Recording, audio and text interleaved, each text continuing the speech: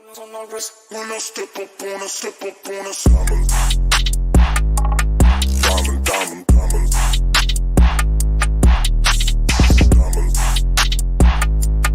diamond, diamond, diamonds on my wrist. When I step up on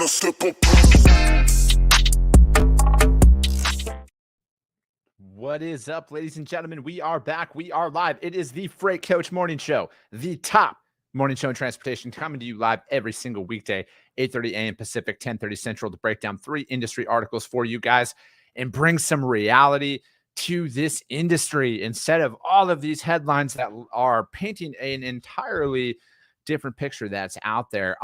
As always, you guys, well, first and foremost, happy 4th of July weekend. I know a lot of you are either already hoping to be out of the office if you're already not out of the office. But with that being said, we got freight to talk about here because the freight never stops in this industry, as we all know. Vitaly Becker, happy Canada Day to you too, sir.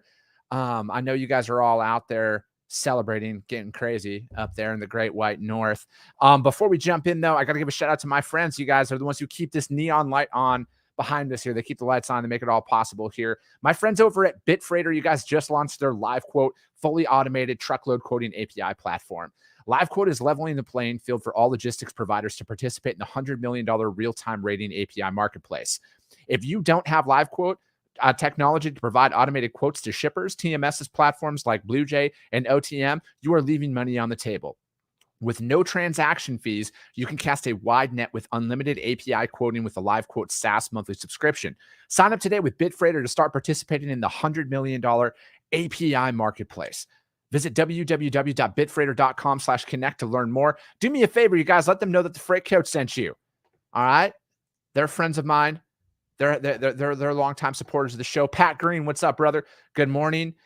Lisa Mitchell, good morning. Great to see you. And yeah, happy 4th of July. That's right, V. Xavier Campos, happy 4th of July to you as well, brother. Speaking of Xavier Campos, he's my main man over at VHub. VHub is another one of my longtime supporters of the show here, you guys. As always, asset reallocation is the now. It is the future. It is what is needed. Our customers need trailers. As a broker, you can utilize their platform to create a drop trailer pool at your shippers or receivers out there to help out. You know, again, it's thinking outside of the box. It's bringing our prospects a different angle in securing new business. You don't all sound the same and say you're all going to save them the same 20%. Right now, you guys on the platform, they have brand new trailers ready to rock.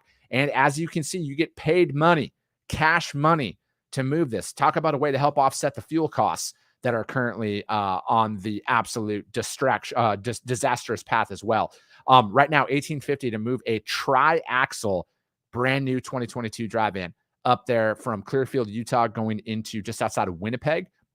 And then they also have them over in Paragould, Arkansas, as well as Glade Spring, Virginia, going over to Delta, BC. Again, those are brand new 2022 drive-ins, $1,850 to move those. And then if you have any domestic customers, you guys that have some stuff down in San Diego, $400 right now to go up to Spokane, Washington, 2022 drive-ins over there, as well as going over to the DFW, going over to Irving, Texas, where Ty McKinney is.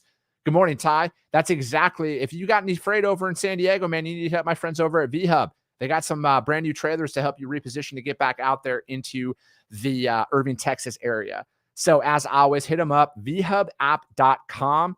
My man, Xavier Campos, he's already in the audience. He's ready to rock, just like you guys are all ready to rock. And we got some great stuff to talk about today. We are up to day 60 of the Freight Coach Tally. This is our 60th morning show already. How that's the wildest thing is it is the 60th morning show that we've done. And we're not stopping. If anything, we're just getting started in all of this. Day 60 of the Freight Coach Tally, there being a truck parking issue as well as a facilities issues out there. And to my shipper friends that are listening to this right now, I will stop talking about this when the drivers stop sending me pictures of these facilities they're going to. And obviously, this isn't everywhere, you guys. I don't make general statements and blame everybody and say everybody's doing it. But there are some out there that make it more challenging, to say the least, out there.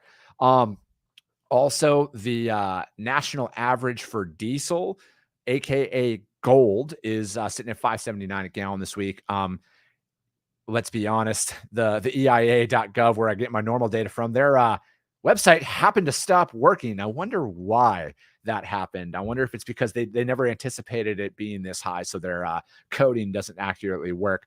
That just brings us up to a $2.40 a gallon year-over-year price increase that's out there. I got this one from the AAA, you guys. And again, I got to give a shout out to my friends over at Trucker Tools. You guys, like literally on their app, which is free for drivers, and free is always going to be a great price. I don't care how you spin it. You can put your lanes that you run in there, and it helps you identify what is the most cost-effective fuel stop that's out there. Again, right now, you guys, this show, we're all about keeping the 97% of this industry in business. All right. I give a fuck about the little guy. So do my sponsors and everybody else who's a part of this. We're here to keep people in business and profitable. Most importantly, and to teach them how all to navigate through any freight market that's out there. We got some big news to break down here. Cody Miller. Before we do that, though, got to give some more of these shout outs here. Cody Miller, good morning. Louis, what's up, brother? Happy 4th of July. That's right. I got some new artwork I'm going to be hanging up in the office, in the studio, whatever you want to call this, this place this weekend. It's sitting behind me right now. I'm very much looking forward to it. But I'll be hanging it up there. And then also this weekend, carrier friends, drivers, owner operators, if you're listening to this, my friend Adam Wingfield is hosting a boot camp on Saturday, tomorrow, the 2nd, 10 a.m. Eastern, to talk about all of this stuff. And really put together that break-even analysis, really put together the information to keep you profitable and keep you running in any freight market. Because, that's the thing. We are clearly in some tough times right now in this market on some lanes that are out there. Some lanes, not so bad. Again, when you see national average, it can get deterring in your approach. But when you look at a lane by lane specific analysis that's out there, there is still some very profitable freight that's moving, still in the $5 a mile range, still in the $4 a mile range. It's out there, you guys. I promise you that. I'm not just up here. I only moved 3 truckloads in my career. So let me clarify that. I only moved 3. So I'm assuming this. Sorry, I'm being sarcastic about that. But that being said, Adam Wingfield's got it, because again, it's like how we are navigating in this market. We got to be on offense right now. You got to figure out your break-even point plus your profit margin. I'm not saying to run for a break-even and work for free here. Find your profit margin that keeps you running, and then apply these exact same principles when this market flips. And then that's when you make your money. All right. And then you stay in business, you pay off your debts, you buy new trucks, you pay them off in cash, everything else. And, I got some very great new podcasts coming out here in the next couple of weeks, where I have met with some companies that specialize in a lot of this stuff. And, even down to the dispatch services and everything else that are out there. So for me personally, that's what it's all about. We're gonna help keeping everybody in business. Good morning, Samantha Bass. She's out here on Friday. And yeah, we're gonna jump into the first one. You guys are not going to be surprised on the first article that I'm going to be breaking down today, because I'm not surprised by this at all. I'm not surprised that. So it's about AB5. Obviously, you've heard about this here over the last 48 hours, 24 hours. You probably heard about this a lot. It is extremely detrimental to our industry in the state of California, and the pending legislation that is out there in other states, and the ripple effect that this will inevitably cause. I'm not surprised the Supreme Court didn't take on this case to hear it at all, because probably they only see a certain percentage of them, and it just wasn't one of those things that they were willing to take their time on and do it. I'm not surprised that they didn't see it, but so this is from ttnews.com. Let me do my thing before I go on my soapbox rant here. It goes on ttnews.com. It is the title of the article is Supreme Court declines to hear California AB5 contractor law. And then they declined it on June 30th. And in an order list, the high court without comment denied a petition, and that is for California's AB5 law that the CTA, California Trucking Association, has said includes legal tests known as a 3-pronged ABC test that will hurt that will all but ensure that independent owner operators will be classified as an employee. The denial leaves in place the 9th District U.S. Court of Appeals decision that the federal law does not preempt application of AB5 law to owner operators. Eventually, the case will have to go back to the district court to consider CTA's Commerce Clause claim. And then, so the ABC test that they're talking about, this is the big one here. And it's a 3-pronged ABC test dictates that a worker is considered an independent contractor to whom a wage order does not apply only if the hiring agency establishes that A, the worker is free from the control and the direction of the hirer in connection with the performance of work, both under the contract for the performance of such work, and in fact, B, that the worker performs work that is outside the usual course of the hiring entity's business, and C, that the worker is customarily engaged in an independently established trade, occupation, or business of the same nature as the work performed for the hiring entity. The CTA claims that gasoline has been poured on the fire that is our ongoing crisis in the supply chain. I do not disagree with them on that. In addition to the direct impact on California's 70,000 owner-operators who have 7 days to cease longstanding independent businesses, the impact taking tens of thousands of trucks off the road will have a devastating repercussions on an already fragile supply chain and increasing costs and worsening runway inflation. It goes on to say that they are obviously disappointed, and the high court's decision quickly lifts the federal district court's injunction that stood for roughly 2 years, making compliance with AB5 reality for trucking companies. So that being said, this is an absolute fucking nightmare. My friend Adam Wingfield and we were talking about this, and he had a great point. This doesn't just affect the owner operators. This affects the individuals who are in the state of California here. And I'm just going to quote him. I do take notes because I can't remember certain things that are out there. But it goes on to say that he was telling me this morning that it doesn't just affect the owner operators that are out there. It's that the carriers that may not the carriers that don't have a CDL, like the people who, like, if I don't have a CDL, but if I owned a trucking company right now in the state of California, this would affect me too, especially if my drivers were 1099, so I'm looking at it as a business decision where, obviously I'm gonna have to reclassify my business, and then it's going to, I'm gonna have to get the taxes are going to be there, and then the benefits and everything else of it. So again, this is a lot more than the 70,000 owner operators that are out there. I mean, you got to look at it like this. I understand both sides of this because you know what, you guys, there are people who fucking take advantage of shit. All right. There are businesses out there that take advantage of their employees. They work them into the ground. They pay them like shit. So I understand the counter argument to this. But what I do not agree with is forcing somebody to classify as an employee of them when they don't want to be. My dad was an owner operator. He owned his own equipment. He was leased on to a trucking company. They found him freight, but he could decline that freight if he didn't want to. All right. Hence, owner operator, owned his own equipment, made his own business decisions that he wanted. So I am just against very brutal. This is going to be very brutal here, you guys. I am against a government telling us how the fuck we are supposed to live in any way, shape, or form. All right. And that is for everything across the board, especially forcing somebody to go on and classify as an employee. So, I mean, me, for example, I'm a sole entity right now.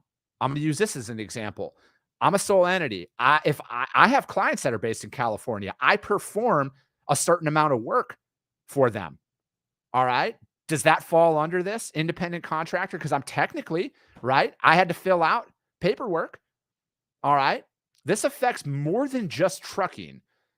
It's just a complete as Josh Krause said on here. Yeah, exactly, man. They're just in the middle of a holiday and they got 7 days to figure it out. State of California is shut down today and Monday, most likely, because it's California. It is the definition of a shit show, man.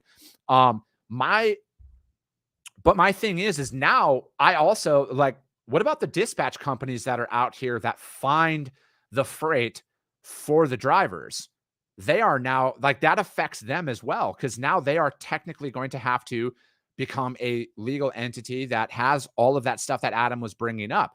Freight brokers as well. Now, this is also another thing that I think of as a freight broker. If I have a driver hauling freight for me 80% of the time, now does that change my filing status? Do I have to now have a carrier authority as well as broker authority? Do I have to pay for that driver's benefits and everything else? That's essentially forcing them onto it. That's what it's doing. Like there's deep repercussions for this. And again, I understand the counter argument here of the people that were taken advantage of. All right. I get that, but I feel that, again, I'm not an owner operator. My father was. I have family members are. So I feel like I can speak for some owner operators when I say this. They're an owner operator because they don't want to fucking work for somebody. All right. They don't want to be a W-2. They don't want to be told that you have to do this. They want those decisions. And I just think it's an absolute travesty. I think it's an absolute travesty because what it is it starts in California, and then you're going to start to see other states adopt this exact same policy that goes out there. And, you guys got to think about it. One of the biggest sectors of owner operators are port drivers. All right. Drayage drivers, owner ops. What the fuck are they going to do? So long-standing overall rollout of this, it's not just the owner operator who runs north to south in California or, does outbound LA freight going to the East Coast. It doesn't just affect that. Intrastate drivers are now all gone, essentially. So talk about ports. This is going to drive up pricing again. Let me see here. Louis, she got Louis' sister has 20 owner operators. She's going to be hurting because she can't move her loads. Lisa Mitchell, this can also and probably will be retroactive from 2020. Yeah. So I just think that this is just an absolute disaster of policy. That when you look at the overall effects of it, I know like some of the examples that were out there of the Uber and Lyfts and everything else. Of those drivers. But again, now it's just like, and then I also think about like, when I go like my barber, for example, does that mean now barbers have to be employees? Like this doesn't just, I literally think that this is a fucking absolute slap in the face to small business that's out there. I think this is a slap in the face to small business and for the individuals who are, like estheticians, hairstylists, stuff like that. If they want to remain independent, like this literally fucks them over. It truly does. I know that, again, there's a small subsector of it, but this is going to literally have a major ripple effect that the few in Washington and everything else outside of the California Trucking Association. I know there's a couple of elected officials in California who are fighting this, but you know what? They said, fuck you. That's my opinion on that. And, to end this out, it says, for truckers that have invested their blood, sweat, and treasure to create their own business, it's dismaying that lawmakers and courts are forging ahead with this radical policy that dismisses a beneficial business model that has been in place for decades. At this time, we know that this will be the last word on the legality of AB5 and expect to participate in future challenges to the law. Sorry, I got that just reminds me, if you guys have seen the movie Wolf of Wall Street, when Leonardo DiCaprio, he comes out and he's just like, we ain't fucking leaving. That's what the CTA says right there. We ain't fucking leaving. They're fighting that. But yeah, that's an absolute disaster of policy. I do not stand for it. It's anti-small business. I think it's anti-American in that regard as well. Good article though by the TT News. I thought it was well put together. There's a lot of good facts in there, and and it was titled "The Supreme Court Declines to Hear California AB5 Contractor Law Appeal." And again, all articles, I put the links out there. I like it goes into. Sorry, Josh put a comment out there. Fucking sorry guys, I have shiny ball syndrome. The links go into the YouTube replay as well as over on the podcast for the audio only replay on Coffee with a Freight Coach. You guys, again, do all your own research, read all of these articles on your own. There's a ton of great information that's out there.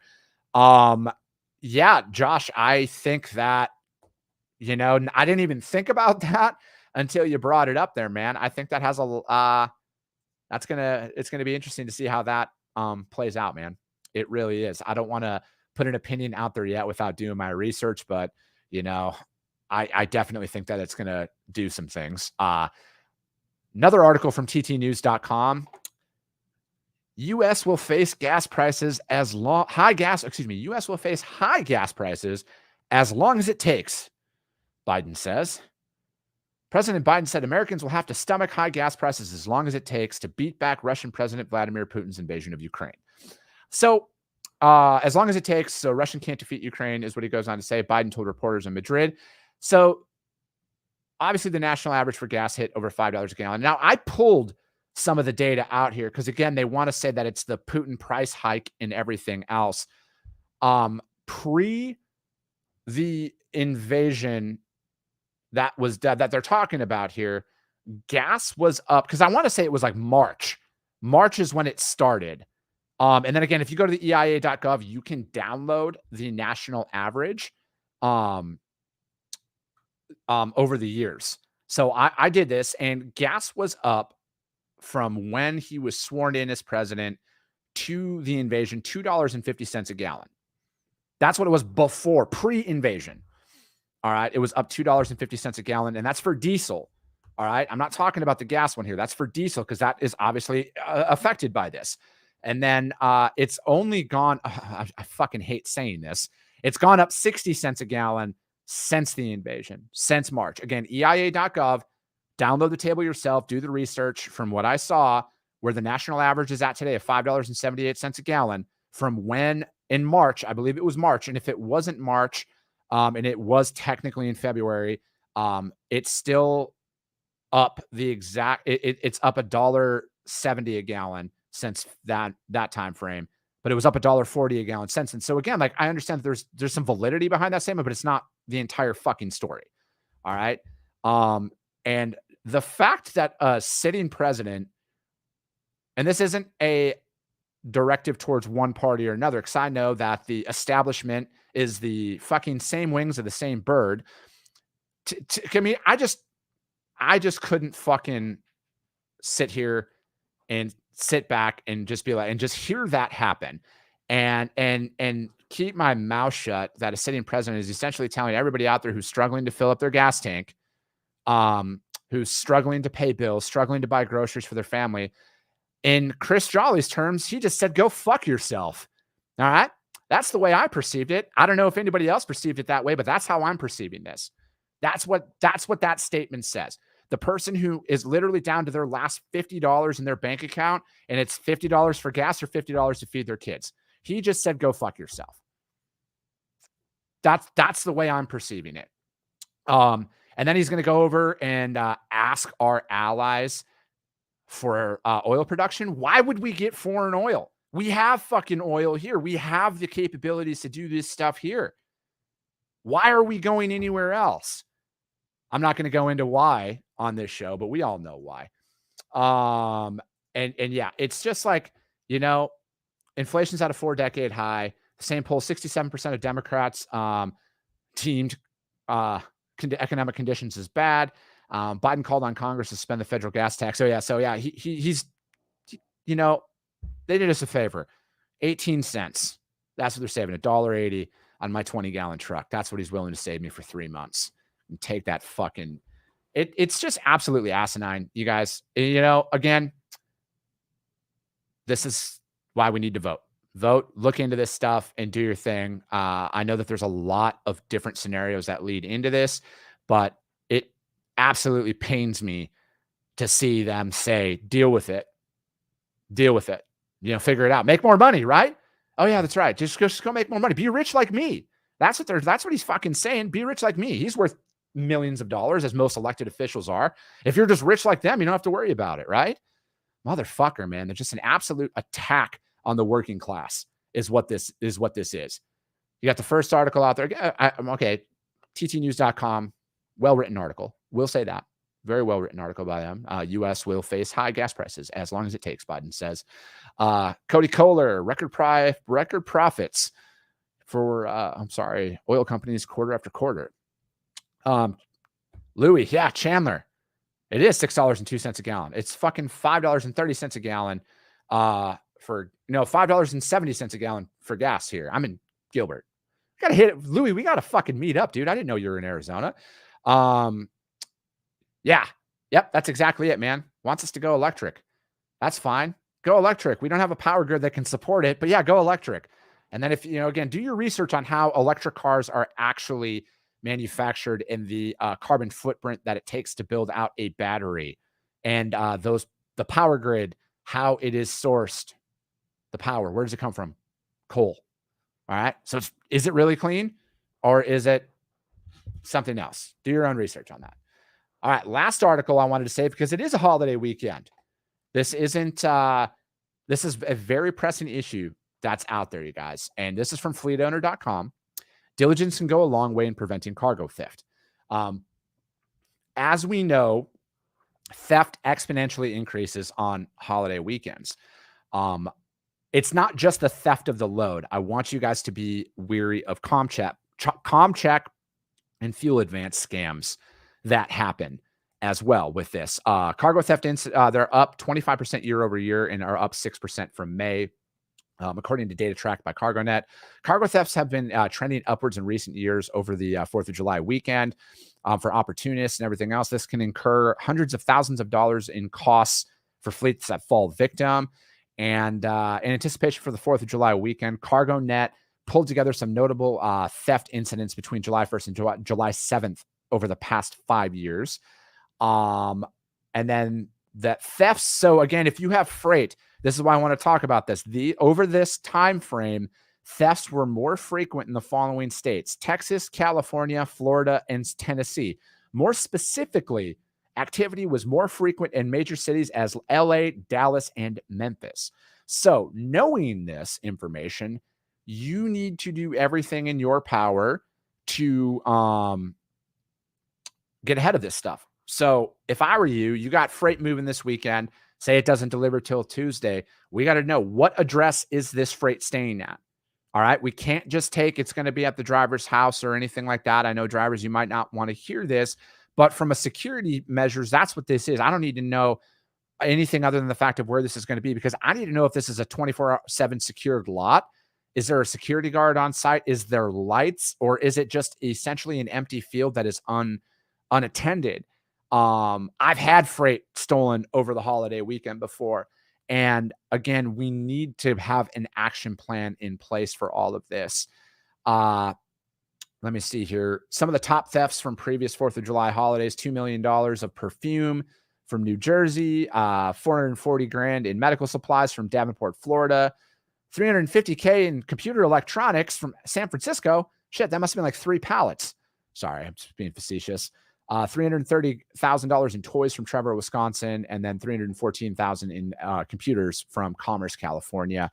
Again, this is just one of those things that you need to be very aware of this stuff. Have an SOP in place. If you're hauling high value cargo right now and you don't have a loadout procedure in place on how the driver is supposed to arrive, whether that's with, I'm not going to go into it because people are going to listen to this and learn some of the tricks, but that a driver shouldn't be stopping for a while after they get loaded. They need to go in with full tanks of fuel. They need to, because again, I've had some very large and high value shippers legitimately pay out of route miles to throw off some of these theft areas because they know what's going on. So again, if you're in these situations right now and you don't have that, like say you have high value freight and there's nothing really there, to protect the freight, there's no SOP to follow on how the loadout is supposed to go. Look into some SOPs. Look into some of these standard operating procedure, SOP. Look into this and start following those things. Because again, we got to do everything in our power to keep our customers' freight safe. So know the addresses that are out there. Know where the trailer is being stored. If it's a reefer load, how are they monitoring fuel levels? How are they monitoring the temperature? What does that look like? Have a plan in place. Unfortunately, shit's going to happen in the real world, you guys.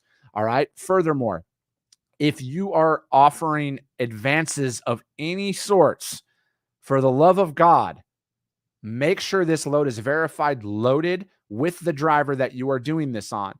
All right. I have had dispatchers take comp checks and not pay the driver, and then the driver's out of fuel. Situations like that. There's very real things that can happen. Have a plan in place, especially on a holiday weekend, so we can all get out there and celebrate living in the greatest nation on earth, and that is the United States of America. That's it for today. That last article, you guys, fleetowner.com. It's a great article. I would highly recommend all of you reading it. Diligence can go a long way in preventing cargo theft.